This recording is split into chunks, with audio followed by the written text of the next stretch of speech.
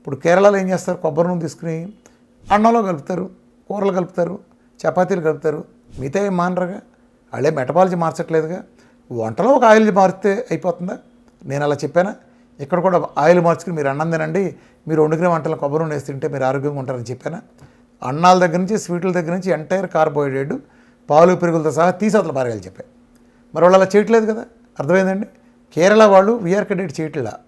కాబట్టి మీరు అలా కంపేర్ చేయొద్దు. కేరళలో జబ్బులు ఉండడానికి అనేక కారణాలు ఉన్నాయి. కానీ మీరు చూసుకోండి, ఒక అందమైన ఆడపిల్ల అని అంటే కేరళ అమ్మాయిలాగా ఉందిరా అంటాం. అలానే ఒక అమ్మాయి జుట్టు పట్టుకుచ్చులాగా మెత్తగా మెరుస్తుందంటే అది కూడా మనం కేరళ అమ్మాయి జుట్టులాగా ఉందిరా అంటాం. ఎందుకు అలా అనగలుగుతున్నాం? ఇప్పుడు భారతదేశంలో ఎంతమంది ఉంటే మన సౌత్ ఇండియన్ రీజన్లో కేరళ అమ్మాయిలు అందంగా ఉంటారని అందరికీ తెలిసే విషయం. ఎందుకు అలాంటి ప్రసిద్ధి వచ్చింది? వాళ్ళు ఆ కల్తీ తీసుకున్నప్పటికీ ఆ కోకోనట్ ఆయిల్ వాళ్ళకి అంత హెల్ప్ చేసింది. జెనెటికల్గా కానీ లేదా ఆహారపరంగా కూడా అందులో కొంత బూజు లాంటివి కలిసినప్పటికీ కూడా ఆ కోకోనట్ ఆయిల్ వాడటం మూలంగానే వాళ్ళకి భారతదేశపు సగటు ఆయుర్దాయం కంటే 10 సంవత్సరాల ఆయుష్ కూడా ఎక్కువ ఉంది. సో ఏ రకంగా చూసినా కొబ్బరి నూనె తల్లిపాల తర్వాత ప్రపంచంలో అత్యధికంగా మేలు చేయగలిగే అద్భుతమైన ఆహారం.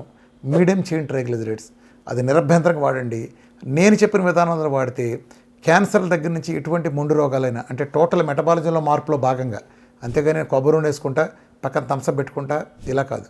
ఇలా చేస్తే మీకు ఏ విధమైన రోగాలు రావు.